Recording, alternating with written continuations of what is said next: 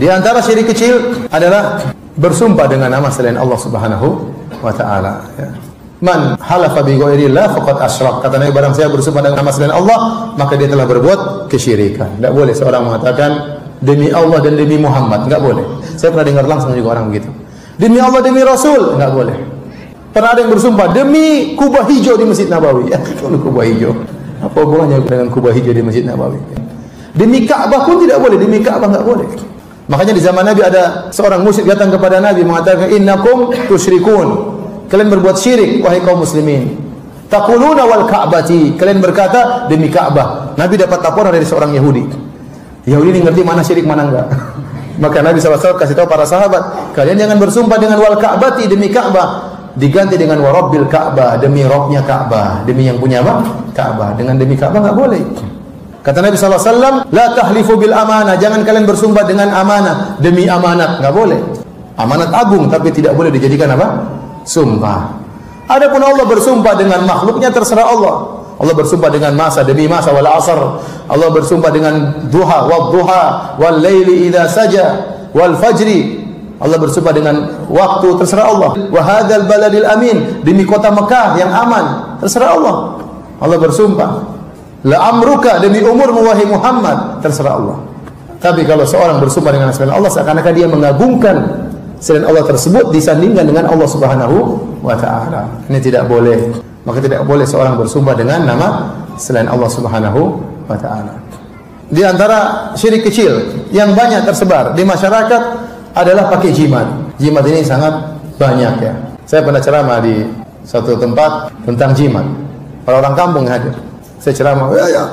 Langsung dia lepas jimat di depan saya. Takut tertuduh. Orang-orang Indonesia sudah pakai gelang, terkadang jimat, terkadang bukan. Ada suatu hari ada orang umroh, dia pakai gelang apa? Gelang keren lah, gelang terbuat dari tenunan apa namanya, kain, keren. Datang orang Saudi satu ceramain dia. Saya bilang itu bukan jimat, Pak. Oh, udah kan orang Saudi gitu apa namanya? Jengkel kalau orang pakai jimat. Ternyata gelang gaya. Laki-laki tidak biasa pakai gelang. Ini gelang biasanya perempuan, makanya aneh kalau laki-laki pakai gelang disangka pakai apa? Jimat. Jimat kata Nabi SAW, man allaqa syai'an wukila ilaihi, man allaqa syai'an faqad asyrak, man ta'allaqa syai'an faqad asyrak. Barang siapa menggantungkan sesuatu, maka dia telah berbuat kesyirikan. Barang siapa menggantungkan sesuatu, maka akan dibuat bertawakal kepada sesuatu tersebut. Apa itu jimat? Segala yang dipakai, yang digantungkan, yang ditempelkan dalam rangka untuk menolak bala atau mengangkat bala.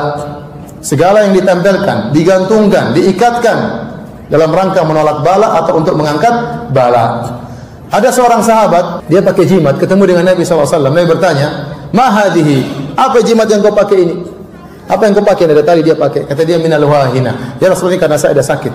Kata Nabi SAW, inzi'ha, cabut, buang itu jimat. Fa innaka law mita wa hiya 'alaik ma aflata abadan. Kalau kau meninggal, ternyata masih ada jimat di tanganmu, kau tidak akan selamat selama-lamanya.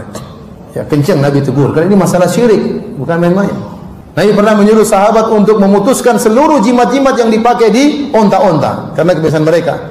Mereka pakai pasang jimat di onta. Jadi mereka punya tali untuk busur panah, tali busur. Kalau talinya sudah lama, sudah jadi usang, sudah jadi barang antik, dijadikan jimat. Itu kebiasaan orang Arab dahulu. Dijadikan jimat. Mereka ikatkan pada hewan-hewan. Nah sekarang jimat, semua yang diikatkan, digantungkan, ditempelkan. Contoh, seorang pasang jimat di mobilnya, tulisan macam-macam supaya mobilnya tidak kena ain atau tidak tabrakan atau tidak apa, itu namanya jimat. Seorang pasang jimat taruh di dapurnya supaya tidak kebakaran. Ada orang pakai jimat supaya laris dagangannya. Kalau dia pergi ke pasar, dia bawa jimat tersebut. Kalau jimatnya ketinggalan, dia pulang. Seakan-akan rezeki tidak bakalan datang. Dia jadi tawakal kepada apa? Jimat tersebut. Harusnya orang kan kalau keluar rumah, bismillahi tawakkaltu 'ala Allah. Doa yang indah. Dengan nama Allah aku bertawakal kepada Allah. La haula wala quwata illa billah. Tidak ada daya upaya, tidak ada keberhasilan, tidak ada kekhususan kecuali dari siapa? Allah Subhanahu wa taala. Allahumma inni a'udzubika an adil aw udhal aw azil aw zal aw zlim aw zlam aw ajhalu jal alaihi. Doa yang sangat indah keluar rumah. Masuk pasar ada doanya. Kita selalu diajar berdoa agar kita senantiasa bertawakal kepada Allah. Nah, jimat merusak itu semuanya. Jimat kebal berkelahi pakai jimat. Berkelahi. Mau jihad pakai jimat. Kamu kok nggak ikut jihad? Jimat ketinggalan. Kalau saya nggak pakai jimat, nanti saya mati syahid. Tawakalnya sama jimat. Repot. Jimat supaya menang main judi. Dulu saya kecil di Papua. Itu kecil kadang main gambar-gambar itu. Si kecil-kecil loh. Nanti pasang yang menang dapat. Ada yang bilang, Tiranda, ada jimat bagus. Apa jimat? Supaya menang main itu. Kenapa? Gambar. Cari cicak yang ekornya 2. Saya cari waktu itu. Masih kecil-kecil dulu. Oh, saya nggak tahu mau bisa menang lumayan, dapat banyak, bisa dijual dapat duit. Susahnya cari cicak ekor 2 itu gak gampang loh. Satu ekornya aja lagi. Nanti dapat cicak ekor 2, dijemur, dikeringkan, dimasukkan dalam apa? Udah diikat, dipakai, menang terus nanti. Bayangkan jimat untuk menang judi. Sudah judinya rusak, pakai jimat lagi. Macam-macam orang. Jadi jimat sekarang bentuknya macam-macam. Tidak harus digantungkan, terkadang dituliskan. Terkadang dituliskan di badannya, terkadang dalam bentuk tato, terkadang digantungkan, ya. Terkadang diikatkan, terkadang di pinggangnya, bahkan ada yang pakai di kolornya. Benar ya? Termasuk di antara yang jadi jimat yang tersebar di masyarakat adalah foto kiai tuan guru jadi jimat. Banyak itu. Dia tempelkan foto tuan gurunya, kenapa? Untuk menolak bala. Itu mereka yakini. Mereka buka toko, pasang tempel foto tuan guru. Supaya apa? Supaya kalau kebakaran gak jadi kebakaran. Ini namanya jimat. Tuan guru dijadikan apa? Jimat. Ini syirik, tidak boleh. Dan ini banyak tersebar di masyarakat. Sebagian orang menjadikan tulisan Quran sebagai jimat. Dan ini juga rawan. Ya. Hampir tidak ditemukan murni tulisan Quran jadikan jimat. Seringnya tulisan Quran tersebut dipermainkan. Terkadang tulisannya dipisah-pisah, hurufnya dipisah-pisah. Terkadang tulis dari kiri menuju kanan. Terkadang tulisan Quran tapi dicampur dengan raja-raja. Ada angka-angka, ada pagar-pagar, ya. Ada bintang, bintang pagar. Jadi raja, ya, macam-macam. Terkadang tulisan Quran ditulis pakai darah haid. Terkadang pakai darah kodok, iya benar. Terkadang ditulis di kulit binatang yang itu najis atau bangkai. Saya punya kawan, dia cerita sama saya. Dia kepala masjid di Masjid Nabawi, ya. Dia datang, dia pergi ke Afrika, dia berdakwah. Banyak orang pakai jimat. Maka dia tantang waktu itu. Yang pakai jimat Quran murni saya kasih hadiah. Ternyata mereka bongkar semua jimatnya. Tidak ada Quran murni, semuanya macam-macam, semuanya ngawur. Ini berbahaya, setan permainkan, mencampurkan Al-Quran dengan apa? Kesyirikan. Kalaupun Al-Quran murni juga tidak boleh, karena Nabi tidak pernah mengajarkan seperti itu. Yang Nabi ajarkan Al-Quran dibaca. Orang sebelum tidur baca ayat kursi, qul a'udzu birabbil falaq, qul a'udzu birabbin nas. Bukan dia tulis di lembaran kemudian tempel. Enggak usah baca, capek baca bola-balik, udah tempel lagi, selesai. Semua yang Nabi ajarkan doa, entah dibaca, ditiupkan, diusapkan dengan dibaca, bukan ditempelkan.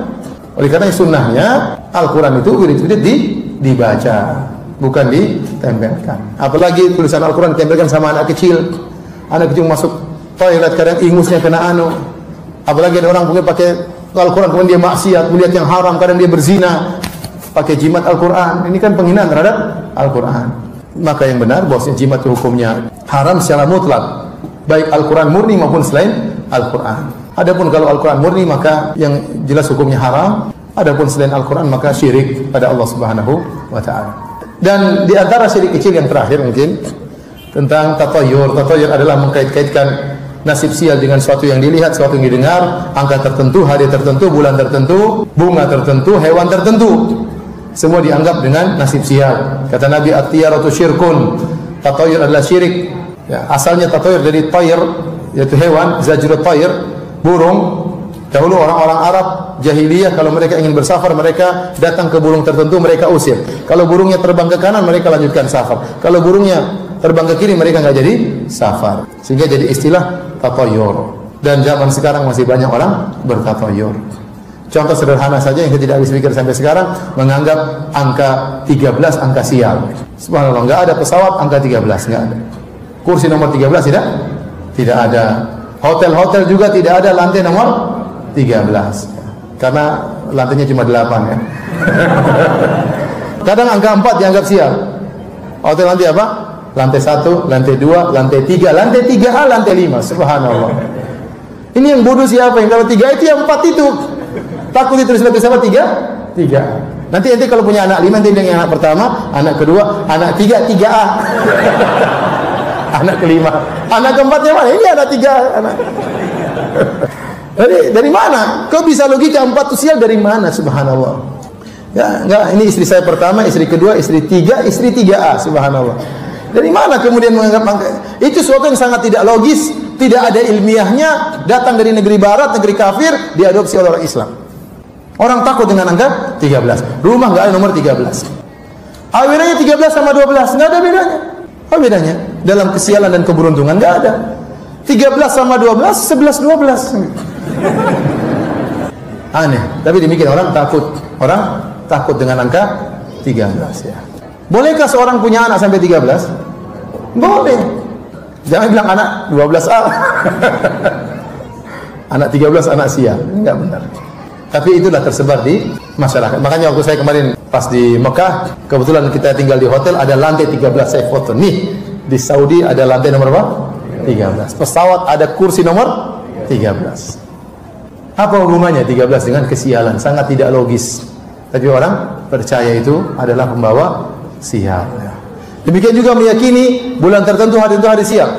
Saya pergi ke suatu daerah di bulan Syura, bulan Muharram. Di kampung tersebut mereka meyakini kalau nikah bulan Muharram itu sial.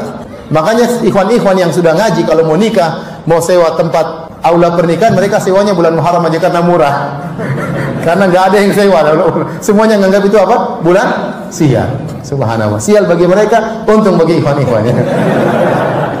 Ajib, apa hubungannya bulan sial? Sampai di antara mereka ada yang mengatakan salat Rabu Wekasan, apa namanya? Rabu pertama di bulan apa itu sial, maka mereka mengadakan salat untuk menolak kesialan. Ini salat bid'ah dibangun di atas kesyirikan. Menganggap hari tersebut hari sial ditolak dengan bid'ah. Syirik ditolak dengan apa? Bid'ah. Enggak benar. Sebagian orang, saya pernah pergi satu daerah juga, mereka selalu wiridan hari Selasa. Kenapa? Kata mereka hari Selasa hari sial. Kenapa? Nenek moyang mereka pernah terkena wabah atau apa hari Selasa. Ya, itu kebetulan hari Selasa. Jangan salahkan Selasa-Selasa yang lainnya. Itu kebetulan hari Selasa, tidak ada hubungannya sial dengan hari Selasa. Saya pernah ketemu orang lagi tidak mau kerja hari pertama hari Sabtu.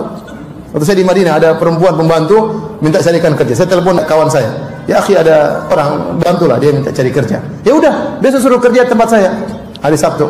Saya bilang, "Mbak, besok mulai kerja, Mbak ya." Aduh, besok nggak bisa Ustaz. Kenapa hari Sabtu? Kenapa hari Sabtu? Guru saya larang kalau hari kerja pertama hari Sabtu. Kayak Yahudi aja nggak mau kerja hari Sabtu. Jadi orang yang paling susah itu orang suka tato ya hidupnya susah. Begini nggak boleh, gitu nggak boleh. Gini pamali, gitu pamali. Kemarin di Palu juga begitu. Di Palu kalau orang-orang datang, ente datang sudah dihidangkan makan, ente nggak makan, mereka bakalan sial. Teman saya cerita seperti itu. Harus makan. Ustaz gimana Ustaz kalau kita udah kenyang? Tapi mereka bilang nggak boleh, harus makan. Kalau ente pergi nggak makan nanti sial. Ini kan nggak boleh seperti itu. Ya kalau orang udah kekenyangan mau diapain? Dia simpan di kulkas. Besok saya makan atau nggak bungkus? Harus makan, nggak boleh bungkus. Nggak sial. Potong kuku depan pintu katanya apa? Sial. Ya subhanallah. Ya. Ada burung hantu hinggap di rumah, bahaya. 2 ekor, bahaya. 2 orang, bahaya. Coba, berarti ada 2 orang yang kan celaka. Padahal burung hantunya lagi bermesraan suami istri. Sial-sialin. Kaki saya punya kawan, punya kebun sawit ya. Luas kebun sawitnya. Kebun sawit itu punya hama tikus. Untuk melawan hama tikus tersebut ada 2 cara. Kalau di Papua mereka dengan ular kobra. Ekosistem tetap berjalan. Ular kobra itu untuk makan apa? Tikus-tikus. Kalau di tempat lain, di tempat teman saya dengan pelihara burung hantu. Jadi mereka mengembangbiakan apa? Burung hantu. Untuk makan apa? Tikus-tikus tersebut. Ini burung hantu sial semua dikembangbiakan. Ya dari mana? Apa hubungannya burung hantu dengan kesialan? Kata Nabi, walaham. Tidak ada kesialan berkaitan dengan burung hantu. Inilah yang membuat repot sebagian kaum muslimin. Mau nikah, kamu lahir bulan apa? Lahir malam Jumat Kliwon. Kamu malam Sabtu Legi. Itu hitung-hitungan. Pakai rumus forecast keluar. Kamu nggak boleh nikah lagi kecuali 7 bulan lagi. Waduh, sial bener ya. Ini bikin susah orang seperti itu. Mau nikah sekarang nggak boleh, ini bulan sial, tunggu. Gimana? Siapa ngajarin sebelum? Makanya buku-buku primun itu buku-buku syirik, bakar dan buang. Itu buku-buku apa? Kesyirikan. Buku-buku kejawen-kejawen yang kesyirikan. Kejawen yang baik kita pertahankan. Kejawen yang kesyirikan dibuang, dibakar, nggak boleh dibiarkan. Karena itu mengajarkan kepada kesyirikan. Ya. Baik.